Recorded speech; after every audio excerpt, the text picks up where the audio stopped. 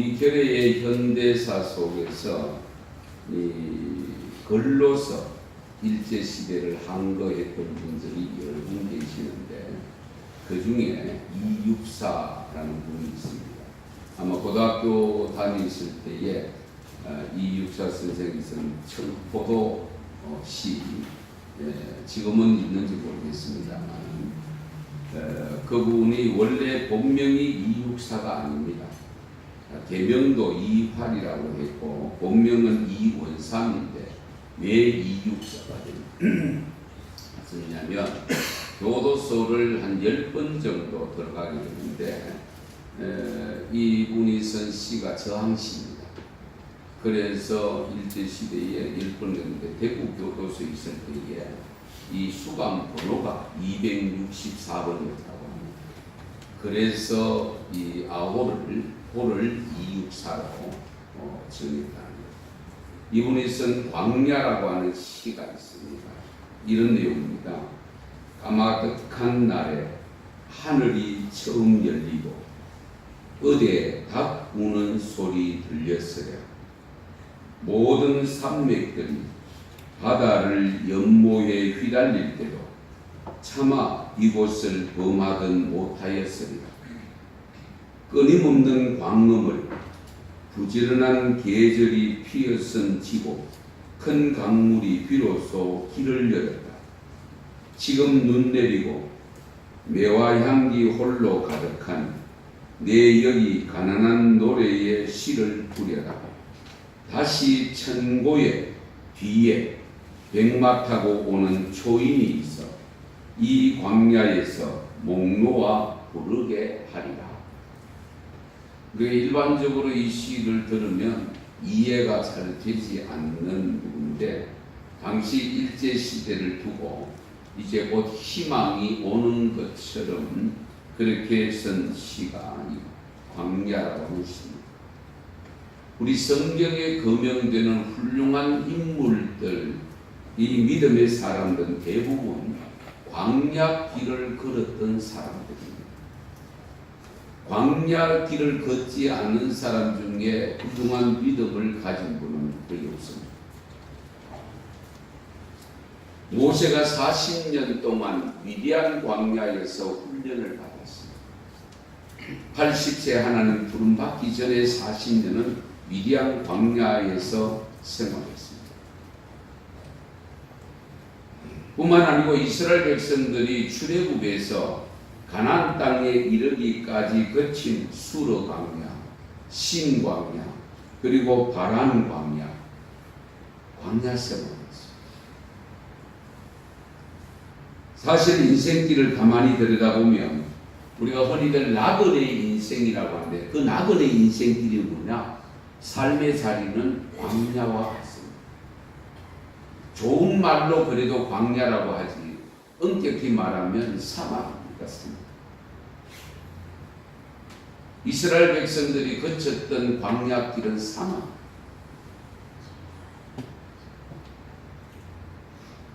광야를 걷지 않는 사람은 거의 없습니다.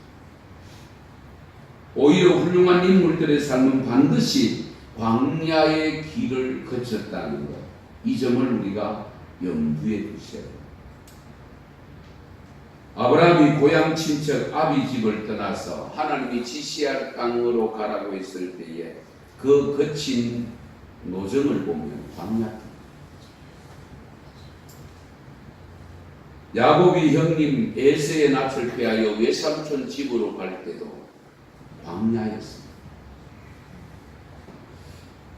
그 광야길을 걸을 때 하나님이 없는 줄로 알고 들판에서 저녁이 되어 기도했을 때에 하나님이 나타나서 만나 주심으로 말미암아 여기에도 하나님이 계시는구나 고백할 정도로, 그래서 그곳을 베델이라고 불렀습니다. 하나님의 집이라고 불렀습니다.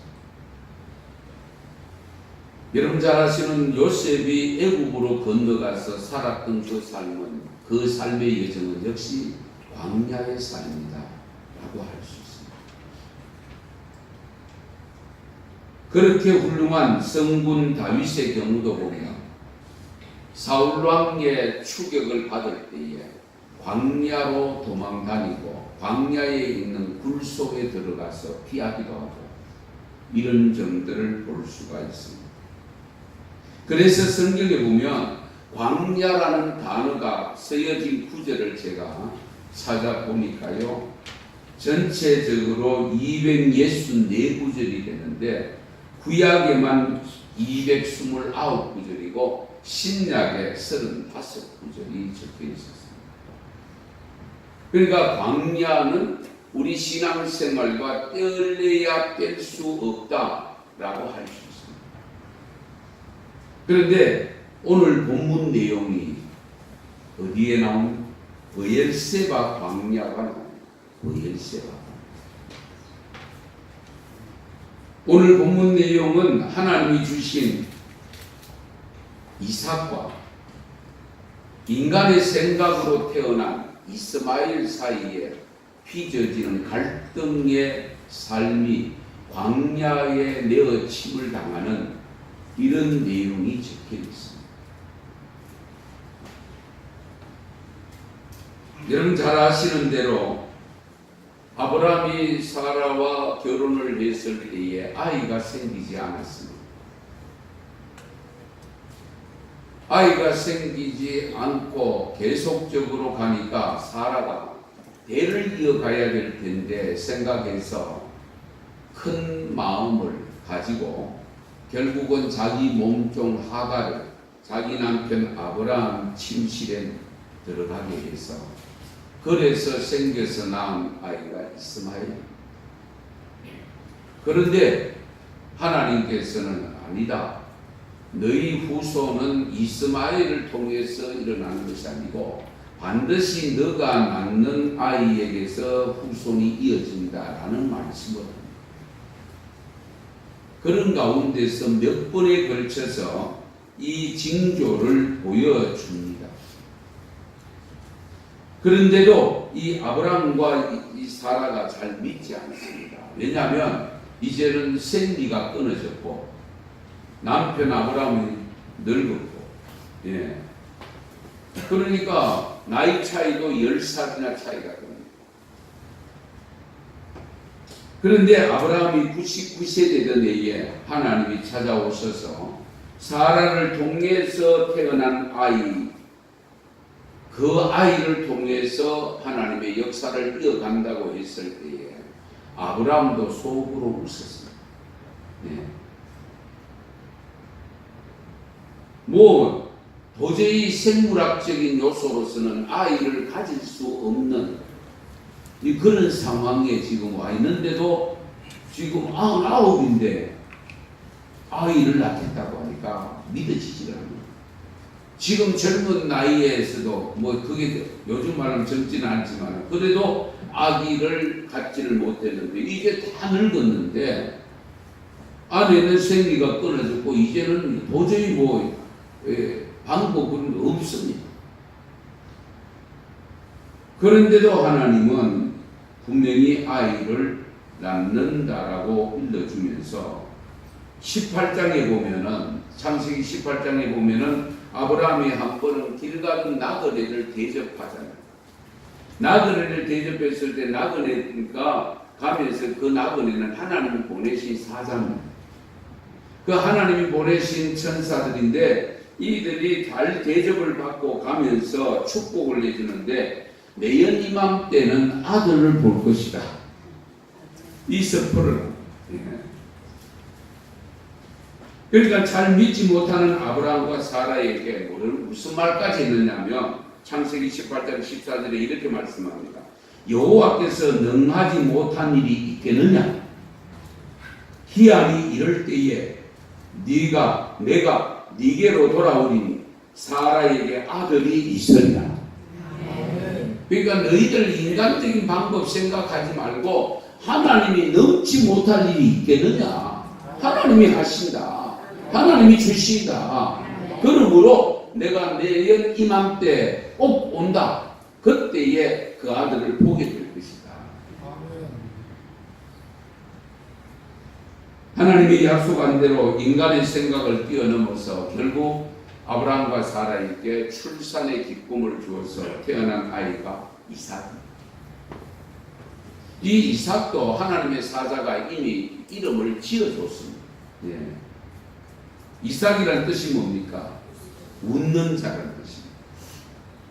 아브라함도 웃었고 사라도 그 소리를 듣고 선웃음이죠. 그런 웃음. 그잖아요. 아이고 참 몰라도 너무 모른다 그러면서 아기를 낳긴 몰라.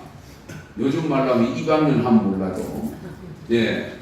그렇게 해서 이름도 이삭이라 웃는 자라는 뜻을 가진 이삭의 이름을 주게 됩니다.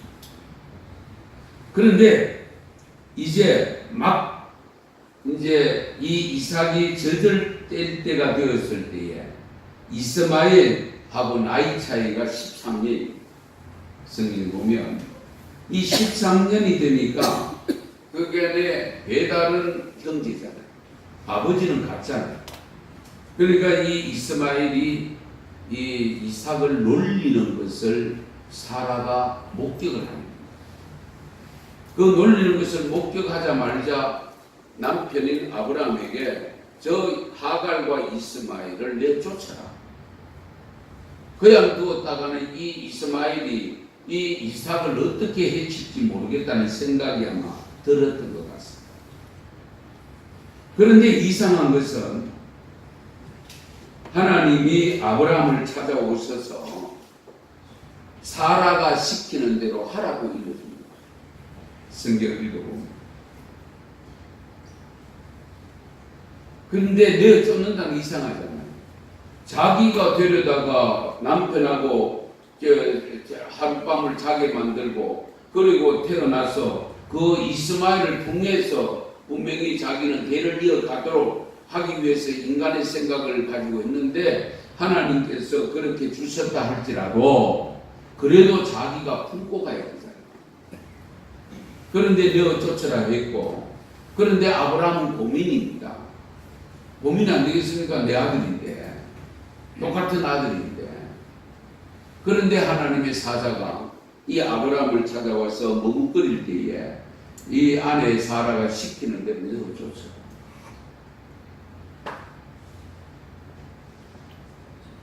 그런데요, 이 하갈과 이스마엘을 내쫓을 때에 오늘 말씀을 보시면 이 가죽 부대에 물을 한 가죽 부대 그리고 먹을 것 최대한 챙겨서 줍니다.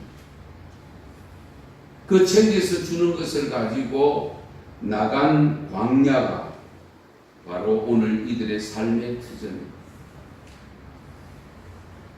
이 하갈과 이스마엘이 결국은 이것을 내어 쫓으라고 했을 때에 이 아브라함에게 일러주신 하나님의 말씀이 뭐냐면 앞으로 큰 민족을 이루게 될 것이다.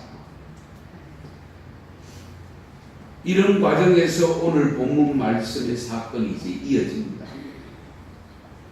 그래서 이 아브라함이 아내 이스마엘 하갈에게 그 물을 주고 먹을 양식을 주는데 그게 뭐 얼마나 먹겠습니까? 갖고 간들 며칠 먹었는지는 기록이 되어 있지 않습니다. 그런데 다만 양식이 떨어지고 물이 떨어지니까 물샘이 보이질 않습니다. 그런데 이스마엘은 배고프다고 울고 앉아있고 아무리 배고프다고 해도 물이라도 있으면 물배라도 채울 수 있는데 그럴 수 없으니까 이 하갈도 기가 차서 이러다가는 이 아이 죽게 만들겠다.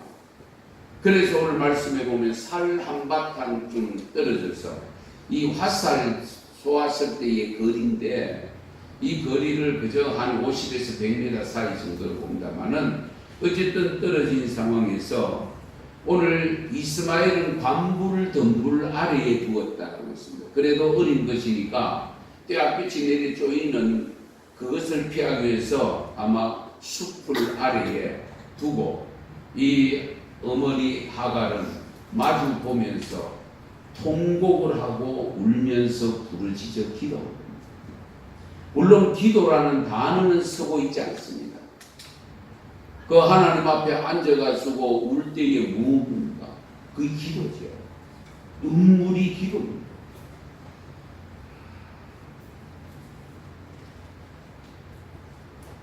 한참 동안 울었는데 하나님이 하갈과 이스마엘이 우는 소리를 들으신 후에 찾아옵니다. 여러분, 이 하갈과 이스마엘의 서러운 눈물, 서러움의 눈물,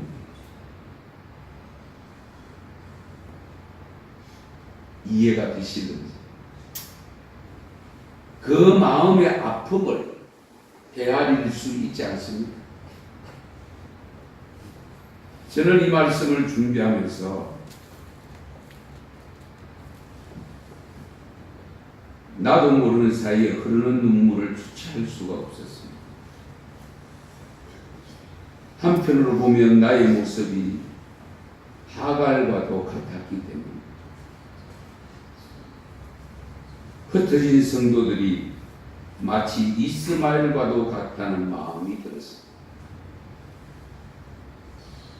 그래서 저는 하갈이 가졌던 엄마의 마음으로 울며 브엘세바 광야에서 방황하는 이스마엘과 같은 여러분의 눈물을 보았기 때문에 저도 울지 않을 수가 없었습니다.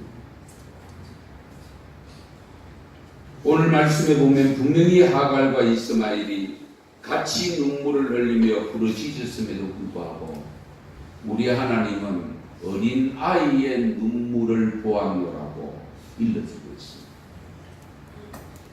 어머니 하갈의 눈물을 본 것이 아니라 어린 아이의 눈물을 보았다. 이스마엘의 애절한 절규를 외면하지 않으시고 하나님이 하갈을 찾아오실 때에 하갈아 무슨 일이냐? 두려워하지 말라. 하나님이 저기 있는 아이의 소리를 들으셨나니 일어나 아이를 일으켜 내 손으로 붙들라. 그가 큰 민족을 이루게 하리라. 저는 이 말씀을 읽으면서 이렇게 들었습니다. 오 목사야, 두려워하지 마라. 하나님이 저기 있는 성도들의 눈물의 음성을 들었다. 오 목사야, 일어나 저 성도들을 일으켜 너의 손으로 붙들어라. 너의 손으로 붙들어 세워 돌보아라.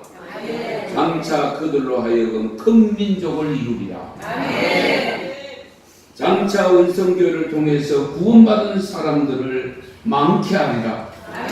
제게는 이 음성으로 들렸습니다. 여러분의 눈물을 보신 하나님이 저를 먼 곳에 보내지 아니하시고 붙잡아 여러분들의 손을 잡아주라고, 그리고 낙심하고 주저앉아 있는 성도 여러분들을 이렇게 세우라고 하셨습니다. 그래서 저는 이 은성교회를 시작하려는 마음의 결단을 하게 되었고, 앞으로 우리 교회는 수많은 교회 중에 또 하나의 교회가 아니라 교회에 안 나가는 가난한 교인들을 진정한 하나님이 예비해 놓으신 젖밥꿀이 흐르는 가나안으로 인도하는 교회가 되기를 소망하면서 시작했습니다. 아멘. 이런 과정에서 우리에게 희망을 안겨주십니다. 오늘 말씀에 보면 하나님이 하갈의 눈을 밝히셨다고 했습니다. 하갈의 눈이 밝아졌을 때에 샘물이 보였습니다. 그동안 굶어 죽어가는 그 이스마엘을 보았을 때에는 물이 보이지 않았습니다. 생물이 보이지 않았습니다. 그런데 하나님의 음성을 듣고 눈을 뜨는 순간에 생물이 있는 곳이 발견되었습니다.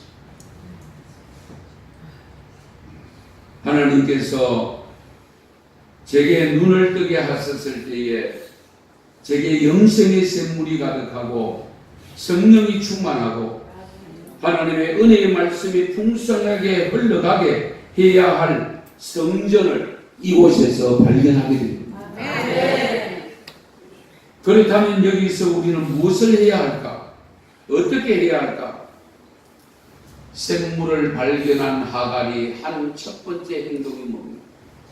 생곁에 가서 그 물을 떠다가 이스마엘에게 주라고 일러주셨고 그것을 이스마엘에게 떠다 줍니다. 하나님께서 부족한 이 목사를 통해서 생수의 강물을 발견하게 하신 뜻을 깨달아서 저 역시도 앞으로 많은 말씀의 생수를 길러서 은혜의 샘물을 퍼올려서 원성교회 성도들을 마시게 할 뿐만 아니라 이 지역에 샘물이 필요한 자들에게 마시게 하라는 음성으로 저는 들었습니다. 성도 여러분들도 샘물을 발견하였고 그 샘물을 먹었으면 반드시 그 영생의 샘물을 보려서 이스마엘처럼 울고 있는 믿음의 어린 사람들 아니 믿음이 없는 사람들에게 가져다 마시게 해야 될 책임이 있음을 믿으시기 바랍니다. 그래서 그분들의 영적인 눈을 뜨게 해야 될 책임이 우리 모두에게 있음을 믿을 수 있기를 바랍니다. 하나님이 발견하게 하신 샘물을 어머니께서 가져다 주는 그 샘물을 마신 이스마엘이 어떻게 되었느냐 중요하지 않습니까? 하나님이 이스마엘과 함께 하셨다라고 기록합니다. 바람 광야에 거주하게 하셨다라고 있고 그곳에서 성장하게 하셨다라고 있고 그리고 활 쏘는 자가 되었다라고 있습니다. 저는 이 활 쏘는 자가 되었다는 것을 왜 기록했을까? 그 당시에는 활을 쏘아서 짐승을 잡아서 먹거리를 갖추는 그런 시대입니다. 활 쏘는 자가 되게 하셨다는 것은 요즘 말로 하면 직업 훈련시켰다 그 말과 똑같습니다. 살아가는데 필요한 것을 얻을 수 있도록 하나님께서 훈련시켜 주셨다. 그 기술을 가지게 하십니다. 그리고 바람 광야에서 살아가는 이스마엘에게 아내를 얻어서 결혼하게 했다라고 기록합니다. 가정을 이루다, 평안한 가정, 안전하게 살아갈 수 있는 삶을 살 수 있는 가정을 이루게 하셨다라고 기록합니다. 성도 여러분, 우리는 지금 광야길을 걷고 있습니다. 다만 젖과 꿀이 흐르는 땅, 하나님이 약속한 땅을 소망하면서 가고 있습니다. 이 광야길을 피해갈 수는 없습니다. 반드시 걸어가야 합니다.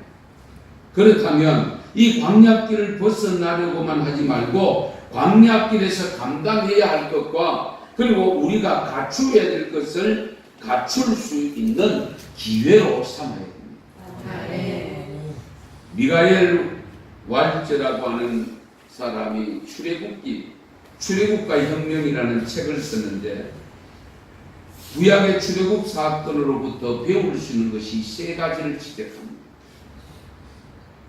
첫 번째는 당신은 어디에서 살든지 간에 아마도 그곳에 바로 애굽이 될 것이다. 그러니까 우리 삶의 자리가 애굽이라. 그곳이 광야가 된다. 두 번째는 더 좋은 장소, 더 매혹적인 세계인 약속된 땅이 있다. 지금은 애굽이고 광야지만은 반드시 더 좋은 약속의 땅이 있다. 그리고 세 번째는 그 약속의 땅으로 가는 방법은 광야를 통과하는 것이다. 이 세 가지를 강조하는 책입니다. 광야가 아닌 사막이 다 나쁜 것은 아닙니다. 사막이 아름다운 것은 어딘가에 오아시스가 있기 때문이다 라고 생텍쥐베리가 주장했습니다. 삶의 추위를 느껴보지 못한 사람은 사랑이 무엇인지를 제대로 알 수 없다라고 합니다. 이 세상에서 가장 불행한 사람은 평생 동안 한 번도 고통을 느껴보지 않는 사람이다 라고 주장들 합니다. 모든 성경의 인물은 고난을 받았습니다. 다만 그 고난의 광야길을 걸어갔던 사람들이 하나님 앞에 쓰임받은 사람들의 공통점이 있다고 하면 그 광야길에서 포기하는 삶을 산 것이 아니고 반드시 부르짖는 자리에 들어갔다는 사실입니다. 하갈과 이스마엘도 부르짖으며 눈물 흘리는 기도의 자리에 들어갔다고 하는 사실. 할 수 있는 것은 그것밖에 없습니다. 그런데 중요한 것은 우리가 믿는 하나님은 누구든지 눈물로 부르짖는 자들의 눈물과 기도의 소리를 외면하지 않으시고 반드시 들으시고 응답해 주십니다. 이 엄청난 사실을 믿으시기를 바랍니다. 이 사실을 믿는다면 부르짖어 기도하는 자리에 앉아 있는 시간을 만드셔야 됩니다. 하나님이 하갈과 이스마엘과 함께 하셨던 것처럼 우리 건성교회와 함께 해주시고 은혜 베풀어 주시도록 눈물로 기도하셔야 됩니다. 누구를 원망하거나 불평하는 것은 다 내려놓으십시오. 우리는 부르짖어 기도해야 합니다. 은성교회가 세워지기까지는 눈물의 기도가 있었음을 잊지 말아야 됩니다. 우리 성도들 각자가 나름대로 눈물 흘리며 기도했고 또 몇 분은 정말로 정규적으로 모여서 기도를 하셨습니다. 기도 없이 된 것이 아닙니다. 그러므로 이렇게 교회가 세워졌다는 것에 만족해서 기도의 줄을 놓치면 안 됩니다. 왜냐하면 기도를 쉬는 순간에 사탄은 우리를 공격해 오기 때문입니다. 사탄은 우리를 넘어뜨리려고 하기 때문입니다. 오히려 어쩌면 지금까지 흘린 눈물과 지금까지 드린 기도보다도 더 많은 눈물이 필요하고 더 많은 기도가 필요한 줄로 믿습니다. 사랑하는 은성교회 성도 여러분, 오늘 처음으로 은성교회를 찾아오셔서 예배를 드리는 성도 여러분, 광야는 계속 전개됩니다. 그러나 광야 생활은 반드시 지나갑니다. 그러므로 광야의 삶이 비록 힘들지만 우리에게는 극복할 수 있는 믿음이 있습니다. 그걸 극복해 하시는 전능하신 하나님이 함께 하십니다. 광야를 지나면서 겪게 되는 어렵고 힘든 삶을 극복하며 하나님이 약속한 젖과 꿀이 흐르는 땅이 기다리고 준비되어 있다는 것도 믿으시기를 바랍니다. 은성교회 성도 여러분은 반드시 가나안의 주인공들이 다 될 수 있기를 바랍니다. 그러기 위해서 광야길을 걷는 것을 피하려고 하거나 그걸 억지로 도피하지 마시고 반드시 광야를 통과하는 기쁨을 누릴 수 있기를 축원합니다. 기도드리겠습니다. 하나님, 오늘도 저희들에게 예배를 드릴 수 있는 기회를 주시고 또 우리가 살아감에 필요한 말씀을 주시니 감사합니다. 하갈과 이스마엘, 사람에게는 내어침을 당했고 사라와 아브라함의 가족 품에는 떠났지만 하나님은 버리지 아니하시고 품어주신 것을 보았습니다. 하나님, 저희 은성교회 교우들을 붙잡아 주시고 혹시라도 사람으로부터 내어침을 당했다 할지라도 우리 하나님은 품어주실 줄로 믿습니다. 우리의 눈물과 우리의 부르짖음의 기도 소리를 들으시고 이 교회를 세우시고 샘물이 솟아나는 생명샘이 솟아나는 은성교회 문지방을 허락하셔서 이곳에서 나오는 영생수생 물을 마신 자들이 회복되게 하시고 구원받게 하시고 적과 꿀이 흐르는 땅으로 걸어갈 수 있도록 도와주시옵소서. 예수님의 이름으로 기도드리옵나이다.